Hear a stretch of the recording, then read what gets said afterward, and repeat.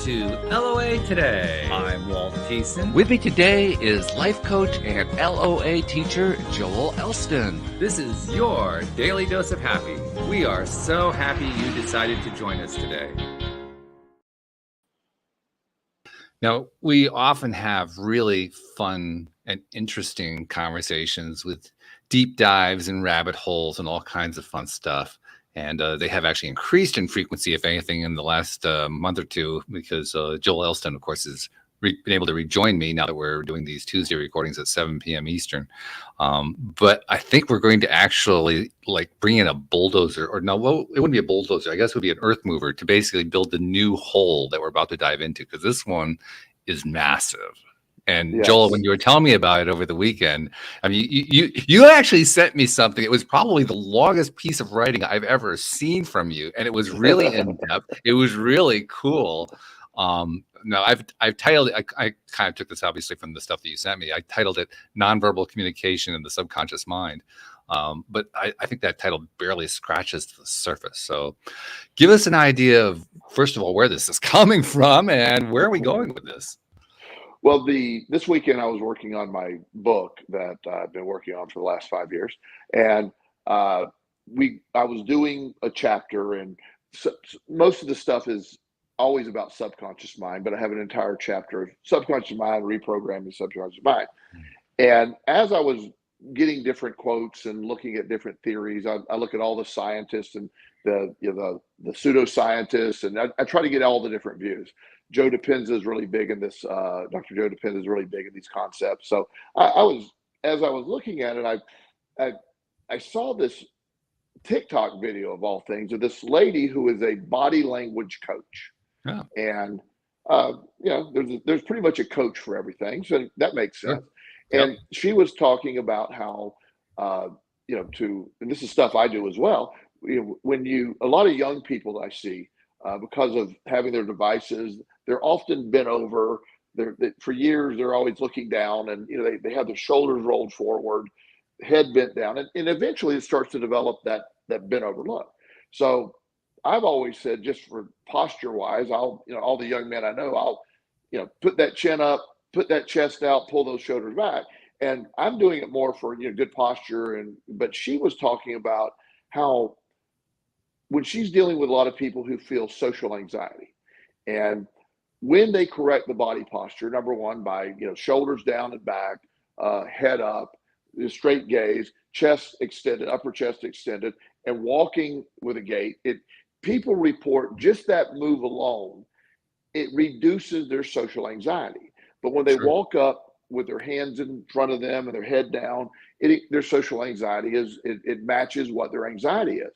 Yeah. So the idea that she started working on just the different ways of how body language will influence how you feel about yourself, it influences how other people feel about you as well as your communication. So one thing when I have a client, I do virtual work, but only after I have met with somebody in person, if possible. I don't like to do all virtual work. Okay. Because the reason is I do a lot of body matching, body imaging.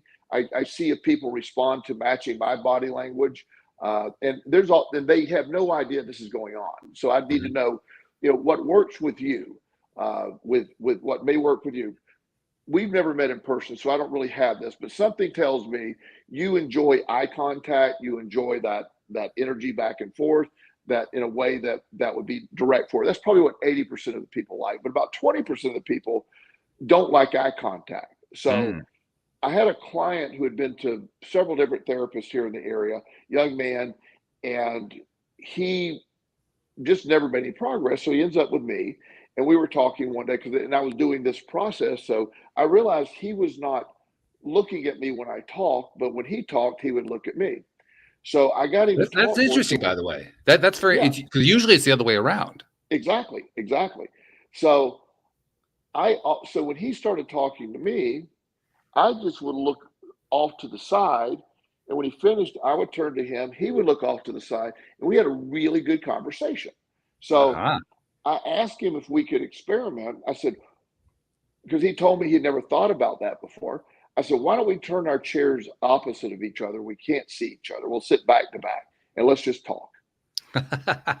And he was like, oh my gosh, this is, and we had the best session. I mean, so I said, part of our goal is to one day maybe turn the chairs back around. But for right now, let's just do it this way since it's so productive. And Yeah. he's like, and he just started making incredible progress. We eventually were, Wow. but the idea that body language, that his reception to things, his ability to perceive things, he just was very uncomfortable with eye contact. We later, and I explained to him, while this is great for a therapeutic session for us, this isn't going to work in a job interview. You're going to say, excuse me, can we turn our backs to each other so I can interview well?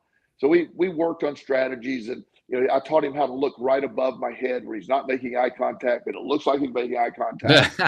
Good strategy. And so he's doing really well. So I started, and I do this body imaging stuff a lot of times. I'm sitting here with my hands crossed, my leg, not for any reason, so I'm comfortable doing this, but I'll often in sessions change my leg. You'll be shocked at how many people will mimic that.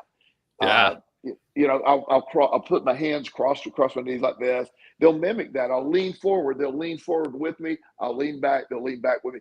And it is, believe it or not, it's a subcategory of hypnotherapy when you're doing that. You're able to engage somebody in the nonverbal. So the nonverbal is often thought of as secondary communication, but for some people it's primary. And they're not really picking up what you're saying. They're looking at how you're responding. Are you making eye contact? Are you interested? Are you animated when you talk? Those are things that really matter to a lot of people. So I start doing this research into, well, if all of this matters. So law of attraction is always my big underlying sort of umbrella of what I'm looking at.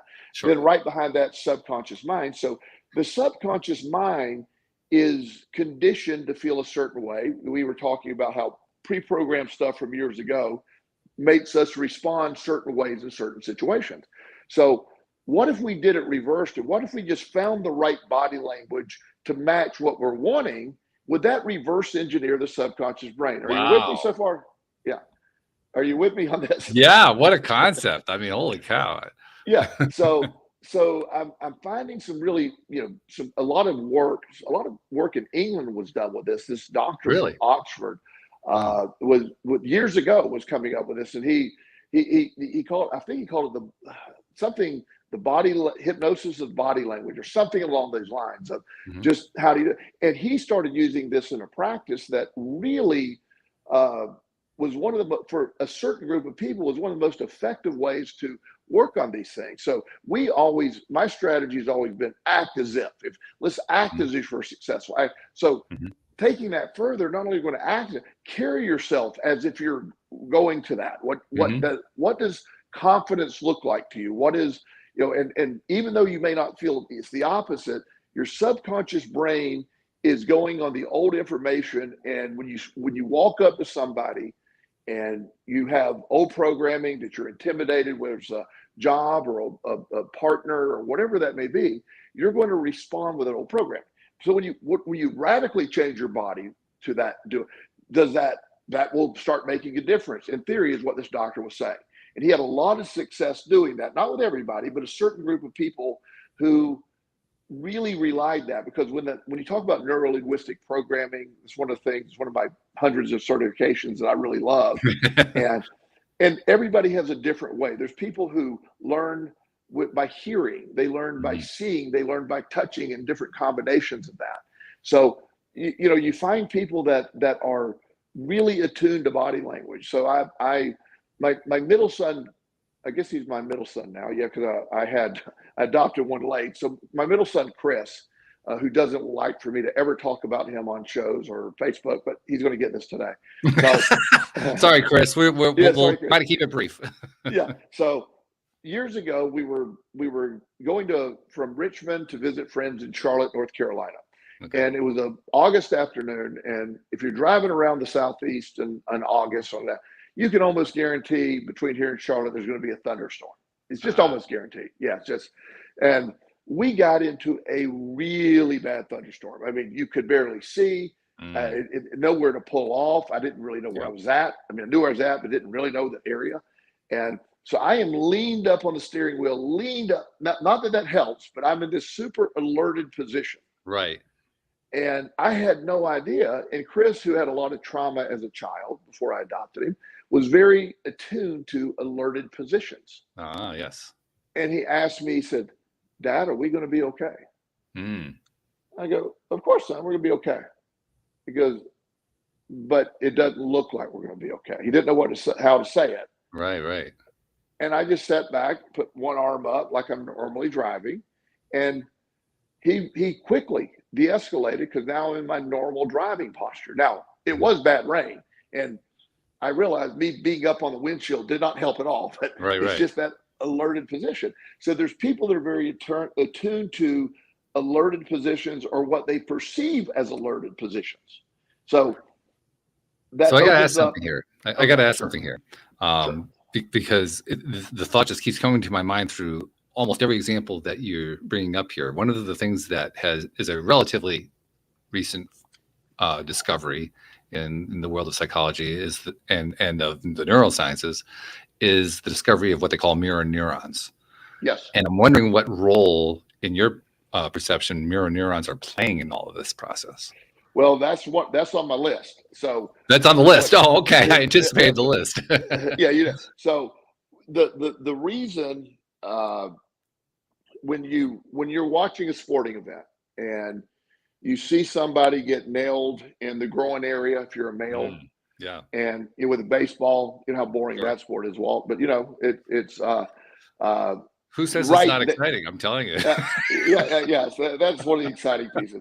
I'm giving Walt a hard time because his stance on baseball. But anyway, so when you see someone get hit in the groin area, if you're a man, you automatically lean forward. Oh yeah, it's just a flinch. It's a flinch for a second because you have sympathetic pain.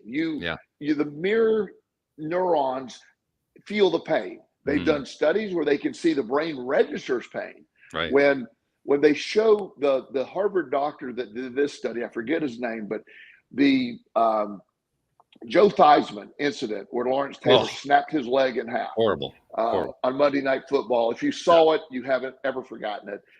If you haven't seen it, don't look. Just don't look. Take our word for it. It's not worth seeing. And on top of that, if you do insist on looking at it, turn your volume down because yes, please. Yeah, because it's so loud when you hear the grisly. crack. Oh God. So so when they show people who've never seen that before, they put brain measuring the brain waves all that on the head and seeing when they register pain. People register severe pain when they see someone else going through severe pain. You talking about right now, just bringing that up. I am now in a huddled position with my arms wrapped around me because it's so uncomfortable.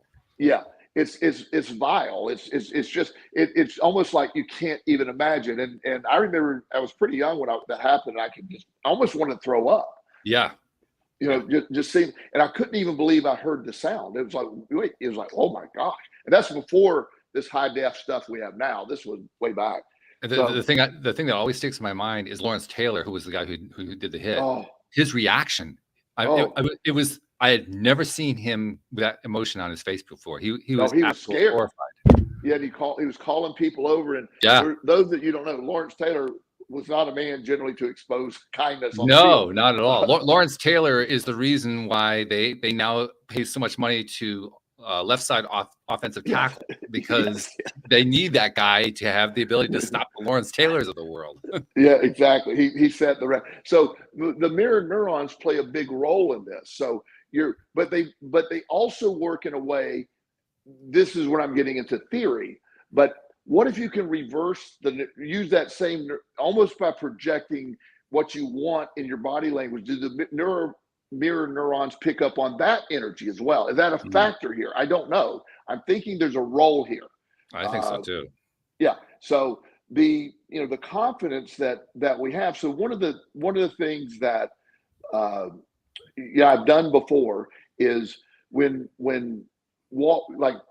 people that are really self-conscious and go through things, we'll go walk. I have been accused or suggested sometimes, like people say, well, you're a little cocky with your walk, and I go, yes, I am. How can you be cocky with a walk? I'm really lost on that one. I don't know, but I just me, I'm like, Excellent. Yes, good idea. I don't, yeah. But I do walk with confidence, and I do, I do put my chest. I have a big chest, so maybe me sticking my chest out makes something a little more. I don't know, but Okay, maybe that's possible. I'm not That at doing. least makes some sense out of it. I mean, cocky Yeah, walk. I mean, yeah, come on, it's a walk yeah, for goodness yeah. It's a sake. walk, but it's a confident walk for sure. I'm Yeah, not walking through the mall where people thinking I'm timid. To be fair, so right. I got it. you know, Yeah, so and me, I don't mind that any of that stuff. So it's at least I'm expressing my confidence when I walk. sure. So helping young people is one of the things I've always, and I've never really realized that it's working both sides of the equation. It's just not the appearance. It's really helping you feel more confident, and Mm-hmm. and that keeps getting into a deeper. So what levels of you know do we use it in different ways with uh, you know correcting the past stuff, the subconscious programming that doesn't serve us from our childhood.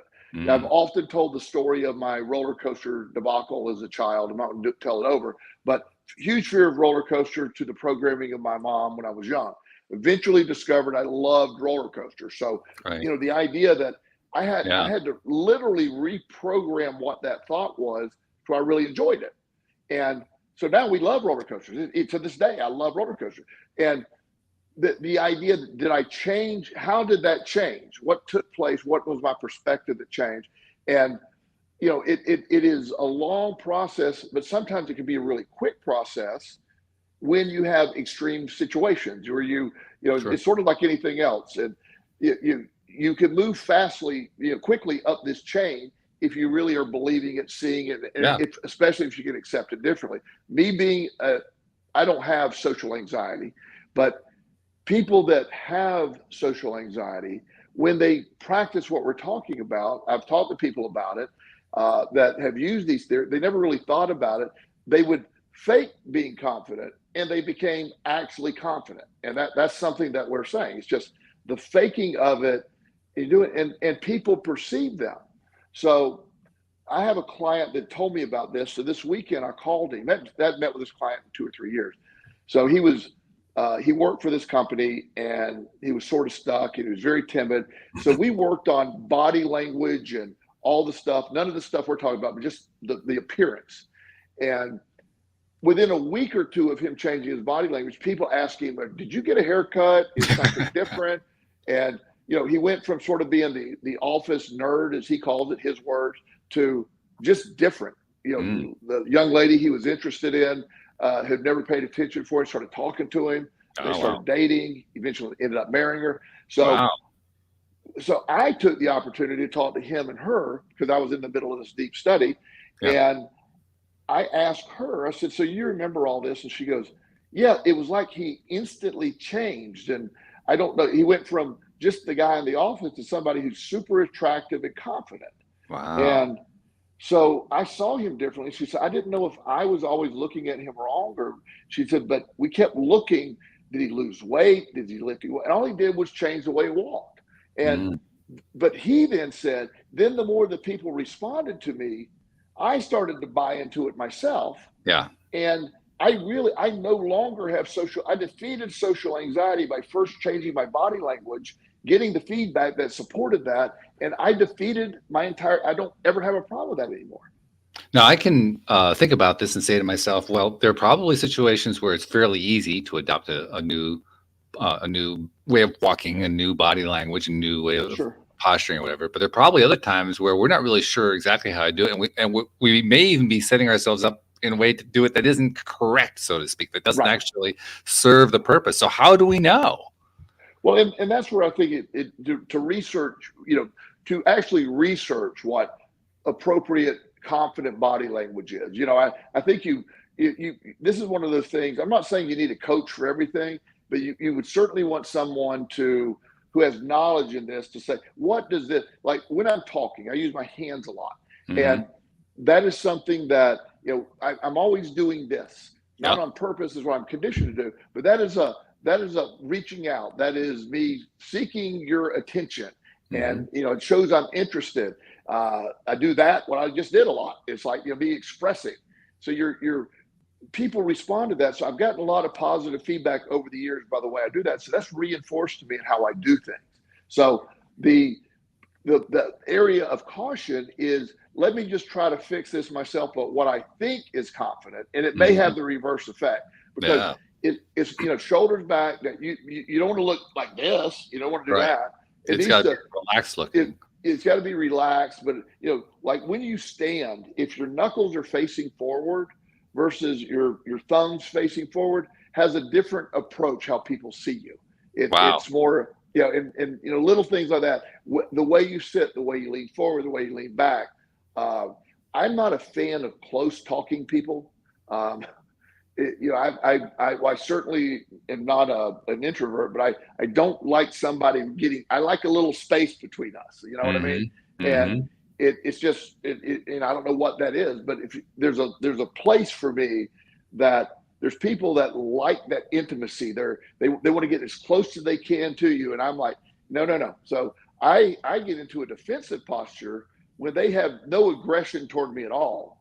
So I could be, so it can get mixed signals. This person is just really wanting to be close.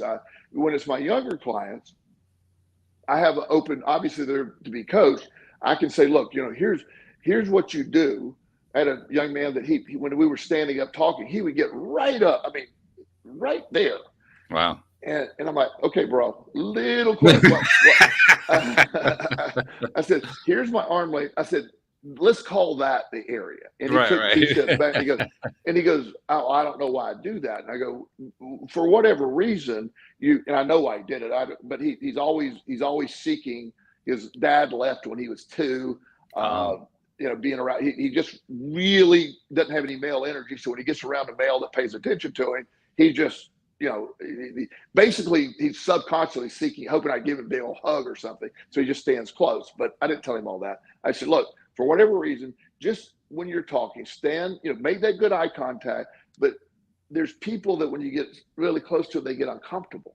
And he worked on that. He said that helped him a lot because he never realized that. So how we stand, how we look at people, how we maintain eye contact, when you figure all this out, and you figure out that some people respond differently. Some people like to look away. Some people like dead-on eye contact. Somebody like, find out what their connection, how they do. That's a good way to work on sales, whether you're interviewing for a job, whether you're going on a date. What body language are you putting out? Not what you're saying, because what you're saying, we're often conditioned to say, well, I'll take that with a grain of salt. But body language generally doesn't lie. So there's people that trust body language far more than they do whatever's coming out of a person's mouth. It makes a lot of sense. It really does. I still go back to, I totally agree with what you said a moment ago, how, especially when you're trying to adopt a more confident stance or whatever, you really need to have the input of another person, a coach in this case, to help you identify that you're doing it in a way that serves you rather than works against you. But I'm also wondering, are there things that we can kind of take on by ourselves? Is there anything that we can work on that actually will help us without the likelihood that we're going to undermine ourselves in the process? Well, the general basic stuff, and this is sort of across the board. There's some basics. Eye contact for 80% of the population is really needed and really stressed. When you look up, when you're looking up, you're recalling something. You're trying to remember something. It's like it's like when you're like, okay, this happened. And I ask questions a lot and see how people, what do they look up? There's some people that look down. There's some people that claim, and this isn't fact, but when you're trying to come up with a lie, you tend to look down to the right, generally. Okay. And now, I didn't know that. That's interesting. Yeah, not everybody, but it's one of those things to, which way are they doing it? But there's people that, you'll put, when you're really questioning something, you might put your hand here and look up, try to recall a statement or a fact. A memory might be something, tends to be up to the right. I'm trying to remember, when was that? And the facial expression that goes, when was that? It's literally, do this, and you would think, well, he's asking himself a question. Yeah, I can recognize the behavior myself too. Like I know that if somebody asks me something and I want to try to access it, that's where I look. I do look to the right up. Yeah. And so that like that, and I always want to be really clear. We're individuals, and how you're brought up and all. So this is general talk, but sure, the idea of making eye contact, speaking confidently, speaking clearly, the shoulders, the shoulders closed off shoulders. It has nothing to do with really being closed off. Usually it's bad posture a lot of time, but sure. The signal of closed off shoulders is you're signaling that you're closed off to the person you're speaking with. Yeah. So shoulders back, relaxed, downs, you don't want to pull up, right. That's a good place to stand. It's just, but you don't want to look like you're flexing in the mirror or anything, but you want to do that. Or you don't want to be like bending over backwards or something. Right. But these are subtle differences. Like when you are rolled over like that, it's almost like but when you're back like that, you're receptive. You're opening up for people. So anything that feels like you're opening up is a really good way to do that. I'm not an expert in this. This is just been my entire weekend deep dive. Well, that's a lot more than I did this weekend. So that's yeah. So, but what fascinates me is we always have known, how one side of this works, but it's likely a reciprocal the other way, which is what I was getting into this. So law of attraction, we always want to do. We want to think as if we have it. We want to live as if we have what we're seeking. All the stuff that we talked about. But are you expressing it in the way you walk? Are you expressing it? Are you walking the way with somebody who isn't fearful of every corner is walking? Are you confidently walking with somebody who's not concerned about financial troubles? If you really believe that things are okay, walk as if things are okay. So they have there's a video somewhere this weekend that I saw. It was a really good video, and when they showed people like politicians or famous people, how they generally walk and everything, like video of them walking several times. But after they've been accused of something, inappropriate crime or theft or whatever it is, how they're walking then, it literally changes. It's just Bernie Madoff, before he was arrested for his multi-billion-dollar Ponzi scheme, walked in New York City like he owned the city. He really did. Mm-hmm. After his accusation, he looked like an old man walking down. It was just a huge transformation. And a great example, Tiger Woods, famous golfer, all that, when he had that big incident at Thanksgiving several years ago, where he don't know exactly what happened. He had a really bad weekend, and a lot of media was coming. And as you saw him for the next few weeks, and eventually went into rehab for sex addiction that he probably doesn't have, but he walked a different way. He didn't walk with a confidence. So it translates. So if you can correct that, I'm making an assumption, and it works for me on some level. Just if I feel tired, like I had a leg workout Sunday, I think it was ridiculous. It was probably overdoing it. I overdo it all the time, but this is like overdoing it. Okay. And so while I was tired, I anticipated being tired too. I just crushed a 2-hour leg workout, multiple sets of squats and deadlifts and these heavy duty movements. I was sweating like a pig, but I was tired. But I noticed that I expected to be tired too. So it's like, what if I just don't expect to be tired? Why don't I just try? Now, I still felt the leg workout, but I was able to raise my vibration a little bit, get a little more energy, because I wasn't living as I'm expecting to be tired. And it's just little things like that. What if we can control that in a way? So this is, expanding an entire chapter of my book right now, because it really is something that there's a lot of anecdotal evidence out there, but it's hard to find some hardcore stuff that supports both directions of what I'm trying to talk about. But it's fascinating nevertheless.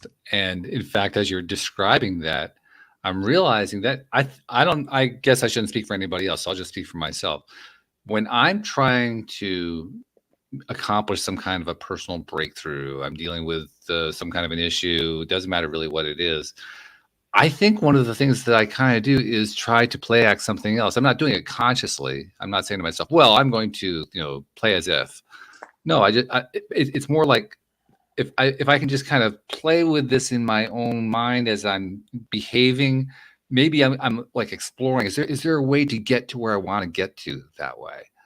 So I'm not thinking about it in terms of body language. I'm just thinking in terms of I'm trying things out. But you know what? I'm trying things out with body language without even realizing that I'm trying things out with body language. Right. So yesterday and today, I saw 8 people in person yesterday and 6 people in person today. And for most of them, there's 2 or 3 I didn't include in this because they were there for sort of different concepts. But the younger guys, they're really open to my weirdness and stuff. So I said, so I asked each one of them, I said, stand up, and they're across the way from me. I said, stand confidently. What does confidently standing look like? And they all put their chest out without me saying anything. They all raised their head. One kid crossed his arms like he was Superman, really high. Yeah, but they have, and so I said, like when the kid did that, and I said, okay, so think about it. Do you feel more confident? He goes, yeah, I do.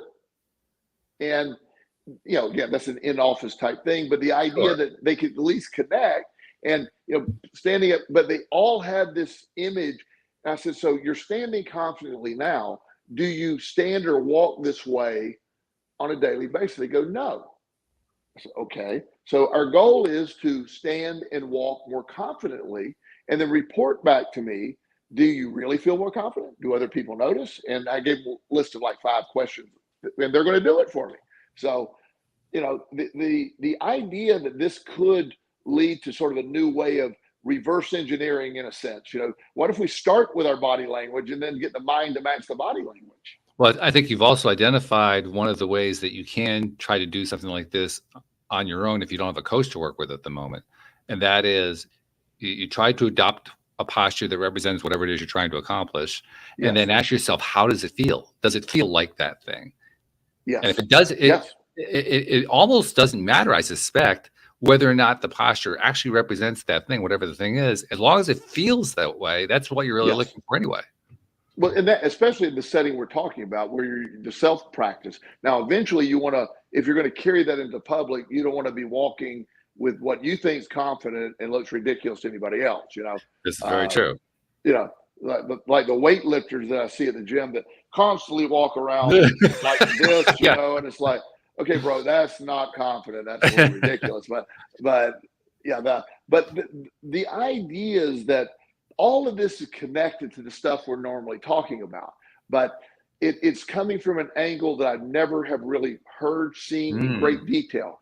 But the body, I haven't heard from the body language coach yet, but I emailed her and asking if her and I could talk. I might try to get her on the show with us if she'll answer me. But it would be something that I really like. I'd like to see what her experiences are, but just a little bit. When I say a little bit, probably a total of 48 hours of research, pretty in-depth stuff.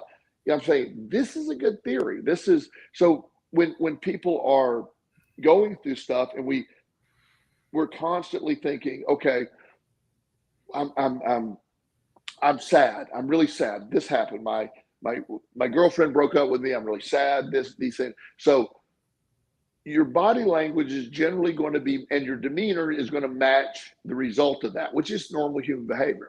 But as we work ourselves out, what if I could spend 5 minutes feeling the posture of happy?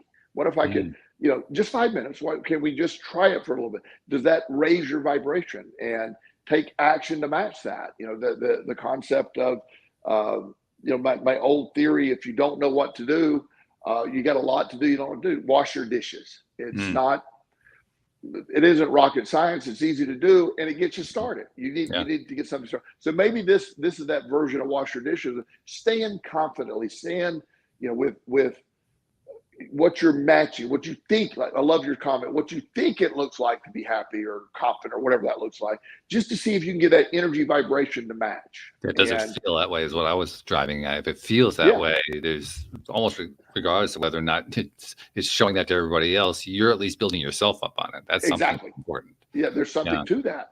So it's so that opens the door. So when you get into the subconscious brain, it remembers everything. Stuff you don't remember, it remembers. It remembers everything. Annoyingly, it particularly likes to dwell on the bad stuff or the things you perceive as bad stuff. And we've talked about that in previous shows. Sure. It's a protective mechanism. So every time this event reminds me of something that happened bad as a child, I'm going to get on defense right there, and that's stored for the rest of my life unless I can change it. Right. So dysfunctional stuff as a kid, whatever you saw, whatever happened to you, all that stuff, you subconsciously, you could react to it with never consciously knowing what you're reacting to. It just makes no sense to you. Why do I feel this way? I don't know. It makes no sense. Well, somewhere there is. So, by slowly accessing the subconscious brain through meditation, through affirmation, sometimes through tapping or these other things a lot of strategies. It's a slow build to reprogram. It takes a while to reprogram. It took years to totally get solidified. It doesn't generally change overnight. But what if we add matching body postures to what we're trying to reprogram? Does that speed the process up? Yeah. Does it speed it up? Yeah. And not only is it going to speed it up, it's going to give you a taste of where you're getting to. You may not be there yet, but if like we were talking about before, if you can feel it, even for a moment, you're feeling where you're trying to get to. That for me, I don't know. Maybe this isn't true for everybody. I know that if I'm really feeling something and it does represent where I want to get to, I feel a whole lot more comfortable, not just comfortable, a whole lot more confident that I'll get there, just because I've already experienced it. Anything you've experienced, you believe you can experience again. Yeah. We agree on that, I'm sure. So if you can get yourself to feel that way, like I will never feel this way again, but yet you can make yourself in 10 minutes, even for 1 minute, make yourself feel that way for 1 minute. You just said, oh, I can't feel that way again. Now, you might not be able to sustain it right now, but you've opened the door to something you shut off before. Yeah. Really, really fascinating. Something else that occurs to me too is that when we're talking about the role of the subconscious mind, we're also talking about the role of the current conscious mind interacting with that subconscious mind. Yeah. We often think of the subconscious as if it were something separate.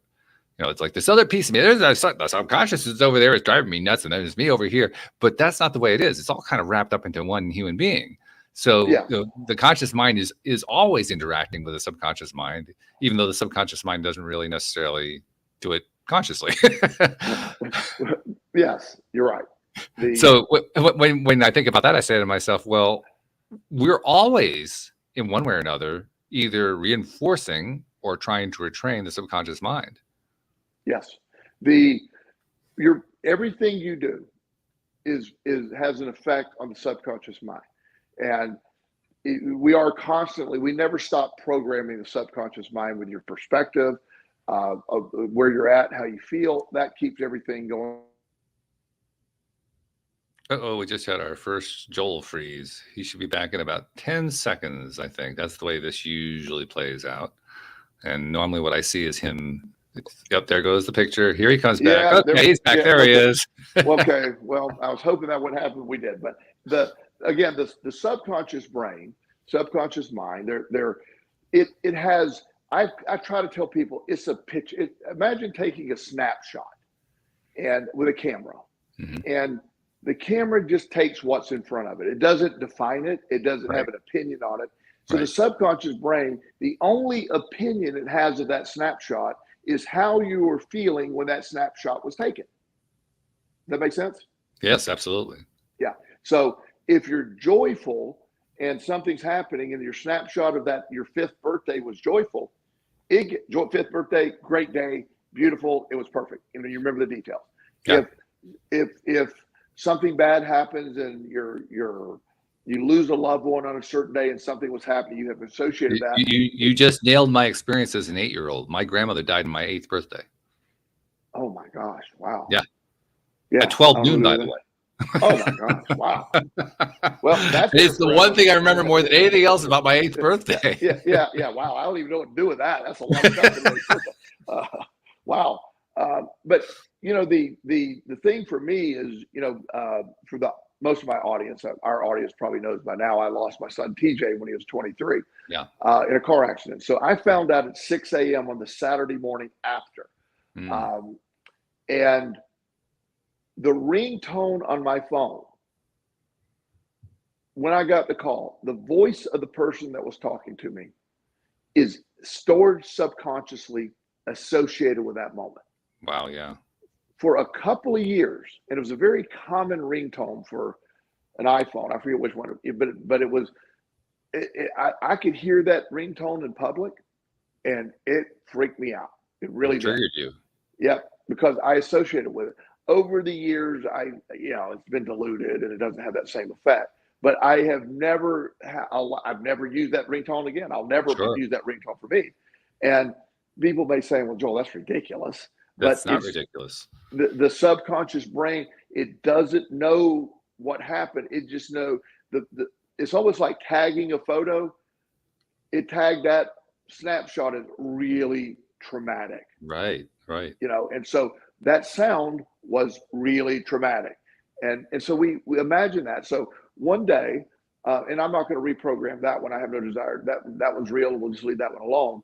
But if Sure. I have a misrepresentation of something or something that I misunderstood one time and it's programmed wrong, I have the ability to eventually, through conscious self-talk and what have you, or experiences, like me with roller coasters, riding a roller coaster after scared to death of a roller coaster, quickly reversed that. I had an entirely different view of roller coaster instantly because I had facts that proved the previous facts totally wrong. That makes sense? It does. It makes sense. It's one of those odd things because there are some things we can do, reverse. We can do the complete 180-degree pivot on, and we can adapt to it pretty quickly. Yeah. There are other things we try to do that it's like, oh, no, that's not going to work. No. Well, and generally the more actual trauma that was stored subconsciously with that thought is harder to turn, or lifetime dialogue. One of the populations that we often talk about that I work with are foster care kids. And there's very few people that have more negative programming than some child that's been placed into foster care. Their program from their families generally was very negative before they went into foster care. They're taken or abandoned by their families, and then they go into foster care with people who, maybe don't always care the most. They're often told they're really screwed up. They have all these problems. They're depressed. They get put on medication, so they buy that. They store it. I am a bad person. I'm defective. My own mom and dad didn't want me. Right. That gets stored. And so while we have, a great example of a young man I've talked about many times who was able to break that pattern relatively quickly. Most of them are not exposed through traditional therapy of how to do that. In fact, their brokenness or their disease or whatever you want to call it, their disorders are amplified instead of explained. That you have this. You may be a sociopath. I had one kid told me he was a sociopath. I go, wow.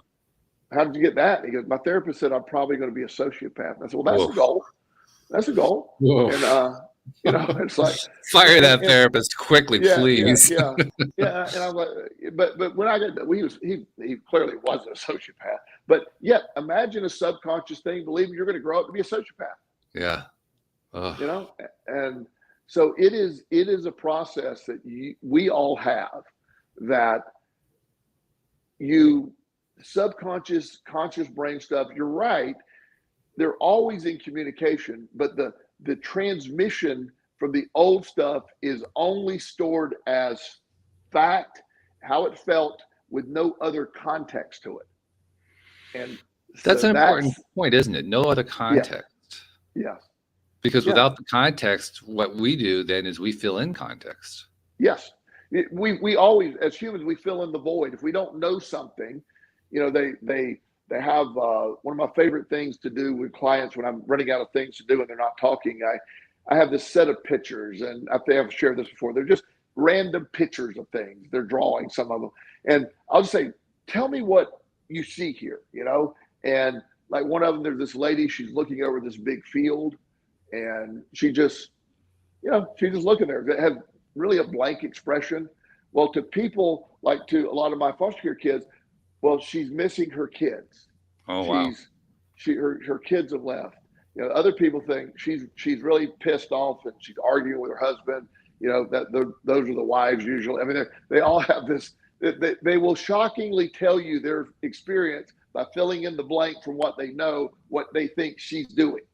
And that's a really important thing. We do that. Humans fill in blanks. And what you're describing is also called projection. In other words, I feel this or I think this, and so I project that same thought or feeling on somebody else. Absolutely. Yeah. Or if somebody, like I have my brain's all over the place. So I have friends, very dear friends that, me, I can get off on totally different directions. I'm always busy in my practice. So I have friends I might not talk to for 3 months, and most of the people know me. There's never a thought, but I've had some people say, "Are you mad at me?" Wow. I'm like, what? Why would I be mad at you? Have we ever even had no, of course I'm not mad at you. Why do you think that? Well, I texted you and you never answered. I go, well, I missed it. You should text me again. I never would not answer you. But yet she sat there. They sat there for 2 months thinking I'm mad. Yeah. Like, no, trust me. If I'm mad at you, I need to tell you I'm mad. Tell you why. Let's work it out. I'm not going to sit there and do that. But a lot of people, because that's what happens, they sit there and worry. Well, what do they think? It's like there's an idea that subconscious. Like for a while when I first got into private practice, I was sort of scared. I wasn't sort of. I was like concerned. Is this going to work? I was the first life coach in Richmond, so it wasn't a popular thing at the time. Right. And and I had a lot of sort of imposter syndrome going on, and all this. And some of the therapists in town weren't happy I was opening. So there's I had a lot going on, and if I had a slow day or someone canceled an appointment, I'm like, oh, that's man, I'd have slow financial problems. Now I had plenty of money put back. I was set to go for a couple of years if I needed to without making any money. But yet I was shocked how appointment cancellation could have affected me. Right now. It's really amazing because we like to think of ourselves as being rational beings, and yet when it comes down to it, when something happens, we don't react rationally, we react emotionally. Yeah, and now if I get an appointment cancellation, I'm like, yes. Different feeling. Yeah. Oh, I get a break. Let me do a meditation. So it's a different energy all the way. It's like there's days I'll actually, I think it was a few Thursdays ago, I started, I had just crammed my day full and just a couple, and I looked at the calendar and I'm going, I'm hoping for 1 or 2 cancellations today. Whoever it is, hope they cancel, no, but I'm not going to cancel. I'm going to go the whole day. Yeah. And it worked perfectly. My 1 o'clock canceled and I was like, oh, perfect spot to cancel. Then my 4 o'clock cancel. Yes. And I still had 2 more after that. I was like, and it's a different mindset. It's just, but the old days I'd be like, oh, am I going to make this? Is this my business when it falls apart? If I'm very seldom slow, but there are some times when I get I'm generally running a waiting list. So sometimes I like to let it get pretty thin. So I get some time before I build it back up. So I have some spaces in there, but that's not built. That's just built on trying to do the best job I can do, pace myself, and not necessarily get stuck in the vortex every day of, there's no more financial insecurity or fear. If my next 2 weeks of appointments canceled, we're good. We're fine. We're going to be okay. Let's use this as a test case. Okay. Sure. So, because you've experienced both sides of it, and now you're on the what I'll call the more pleasant side, because, well, if you lose somebody, it's actually good news. But let's look at that dynamic there. Those two dynamics. There's the old dynamic and the new dynamic. Let's look at them from the perspective of what we've been talking about here: nonverbal communication and how that Sure. interacts with the subconscious mind. So let's go back to the Joel who had just started his coaching practice, and he'd get a cancellation, he'd get worried about it. Was there something that you could have done if you knew about this nonverbal communication subconscious mind thing that you discovered over the last weekend? Is there something you could have done using that to kind of reverse it or shift it or change the way you were feeling about it at that time? I think if I had enough of awareness of where I was at the time, Yeah. then yes. My problem back then, I wasn't as attuned to all this as I am now. Yeah. Oh, Right. Yeah. Get it. Yeah, Yeah. sure. Yeah. Yeah. Well, I was just using it as a hypothetical. Like, Yeah, what if you yeah, had known? What could you have done about it? Yeah. Right now, if it would have done what I would, first of all, this is what I used to get through when I would, have for years. If I'll remind myself, look, I have right now, and I'm not talking about right now, but there's a point where I had, I had 5 years worth of money saved up. 5 Mhm. years. I'm good. So I would just remind myself, I don't change my lifestyle for 5 years and don't collect another penny. I'm good. That Mhm. helps solve things. I'm really Mhm. passionate in at what I do. I feel I help people. Without being arrogant, I feel I'm really good at what I do. So I'll remind myself of that. And even if I have a slow period, it is, let's use it for development. I always need time. All the certifications I have, I'm studying for so I always have a backup thing now. If I do have an hour off, nowadays I probably don't do this, but there was a period of time if I had an hour off, I would study whatever I was studying, like Mhm. whatever my hypnotherapy studies needed to be for my next test. I would go study that. And that was a really effective way to deflect from that, and also knew I was improving my skill set as I went forward. Mm. So, that was, now I would, now I'm just very aware of all of that is, that's just old programming, a lack, of programming, and the way the law of attraction works for me and works so well for me. But at the time I believed in it, but that's really when you and I started working together, right around Yeah. that. And, Yeah. on a regular basis. And, we both were learning. We were sort of Right. kindergartners in the law of attraction at that point, Yeah. and we moved up. This is true. This is very Yeah, true. So, in the context of the topic for today, the nonverbal communication in the subconscious mind. I mean, in one sense, you were kind of talking to your own mind, so it wasn't yeah, totally nonverbal. But the right, nonverbal part also implies, like what we were talking about earlier, it implies body language, it implies yes, physical movement yeah, and so forth. And I think you kind of described that when you said you would adopt a new set of actions, because that new set of actions, in this case it was studying for your next hypnotherapy you, exam or whatever it was. y- That new yeah, set of actions would kind of shake up the scenario a bit and kind of take you off. Like, I think you used the word distraction. It would distract you from what was previously perceived as, oh God, I just lost a client, or oh God, I just lost an appointment. right. Well, and the nuance of that, and I like your redirection there, because the nuance of that is when I took the action of studying, and I write notes when I study.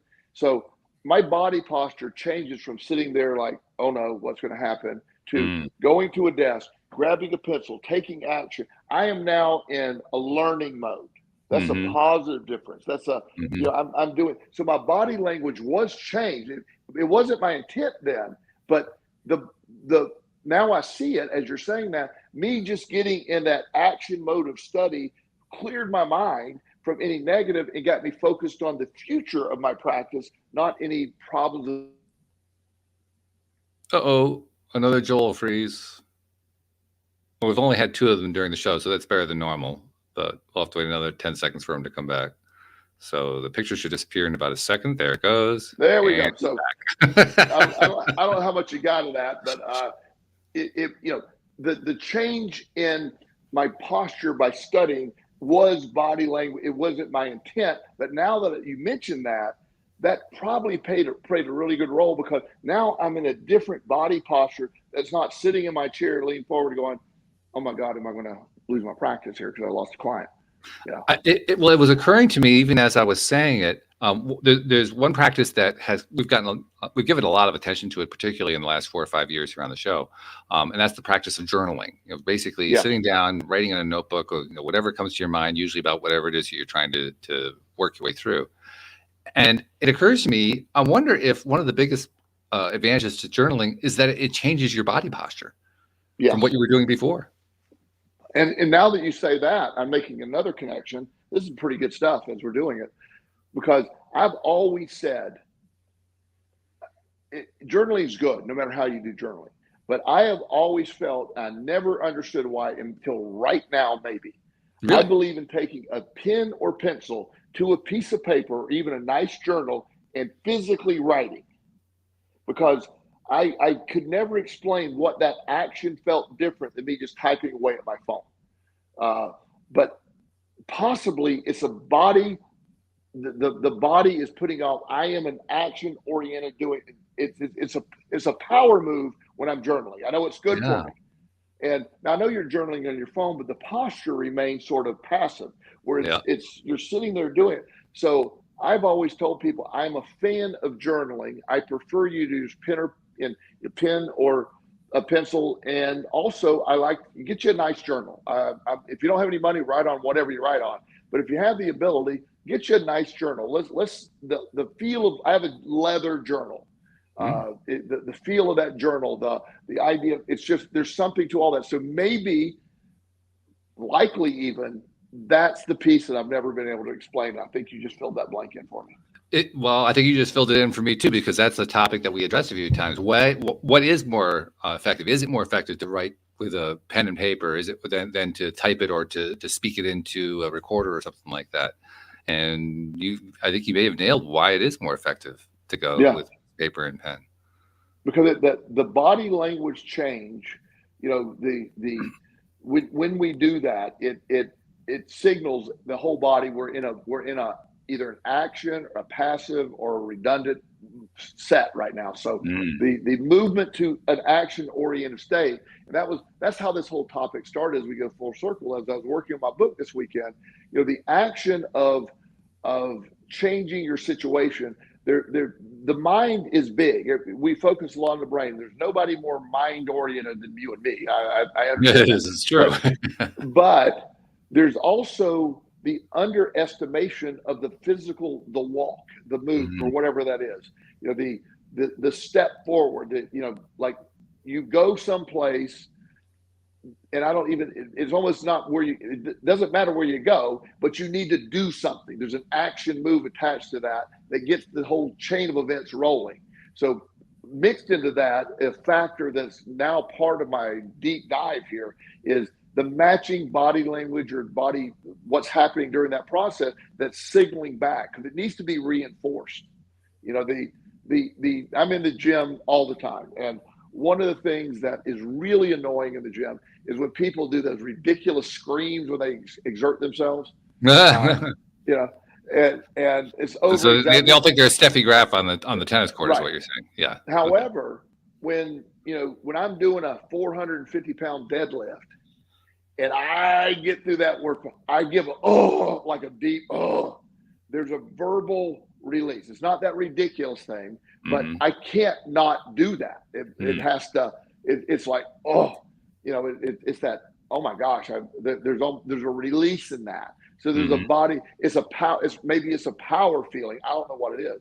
So the next time I do that, I'm going to try not to make a sound and see how that affects my lift. So that's an interesting experiment. I'm going to be curious to know what the result of that one is. Yeah, because it's just you see a lot of that goes on, and there are times when I just feel I do. Again, I'm not the screaming guy, but I give an oomph when I go out. I know that not so much with weightlifting, because I don't weightlift, but when I'm trying to solve something, particularly if I'm working on myself on something, not so much an intellectual problem or a business problem, but I'm trying to solve something within myself, and I'm getting frustrated, and I can't seem to break through. I tend to self-vocalize. Yeah. It's not like I'm trying to say anything. It's not like I'm trying to impress somebody else who's in the room, because usually nobody else is in the room anyway. But there's something about just exerting a sound that kind of like gets me into the gear of, I'm going to break through this come hell or hell wider, and I don't know how I'm going to do it, but somehow I'm going to do it. Yes. It's the feeling that's associated with it. Right. Well, it's funny because when I am lifting weights and there's a very specific way you breathe you blow air out on the exertion portion of the lift. You take it in, because it's to relieve blood pressure. When you're pulling a massive amount of weight, you're holding your breath, it builds. So I got it. You have to it's almost counterintuitive to what you normally want to do. So I have a breathing technique when I'm doing heavy lifts.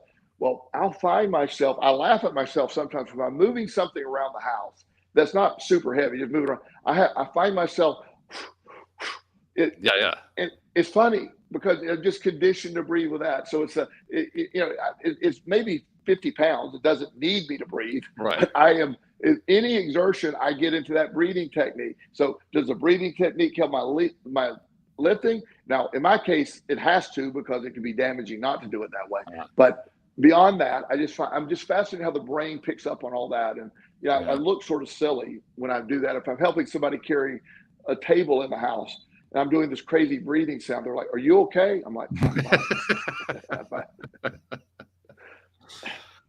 I don't know if you've noticed, but as usual, we've blown through an hour. Oh, wow. Yeah, see that. Wow. This is good. This is normal for us, but I don't know why. I really appreciate I like it when during the podcast we actually feed off each other and come up with these ideas. Yeah, I love that. I always appreciate you for doing that. It's fun. I mean, to me, that's the best kind of conversation, and that's the way we approach doing the podcast. We treat it as a conversation. But when you have that kind of interaction, it's almost like we're feeding each other energy. I think we actually are feeding each other energy. I believe that. It's like an energy exchange that goes on. Yeah. When you get off the podcast, in fact, I can't ever think of a time where I always say I feel better after our podcast. Always. Yeah, me too. Yeah. Literally, the podcast episodes you and I did in the early years are what led me to subtitling the show Your Daily Dose of Happy. Oh, wow. For that exact reason. Yeah, that's pretty good. Yeah, it is pretty good. I love it. And what I'm also loving is, now that other people come onto the show, I've got more co-hosts, guests come on and so forth. They're all feeding into it. Like, oh yeah, I like that. Let's see. Did I help give the Daily Dose of Happy today? They asked me that after the show, I love it. Yeah. And it's really, this is great stuff. But really good one tonight. I can't wait to see what we do next week. I can't wait. Well, it's probably going to be dependent upon what the latest thing is that you're either listening to on Audible or writing into your book. It's going to be one of those things. Maybe something out of your practice, but I kind of put that one in third place. Yeah. It's usually one of the first two in the top category. But when I have those moments, I go, as you saw by my long message to you, or email, I get really deep in my dives when I do this stuff. It was cool too. I loved it. I mean, ladies and gentlemen, not only did he send me an email that was a deep dive, but he sent it to me in 3 columns. He figured out how to columnize the emails so that I could see each of the different flows of ideas. It was really cool. That's the hyper focus of ADHD. That's the superpower of ADD at play there. There you go. Okay. The other side of that is when I just respond to you. Okay.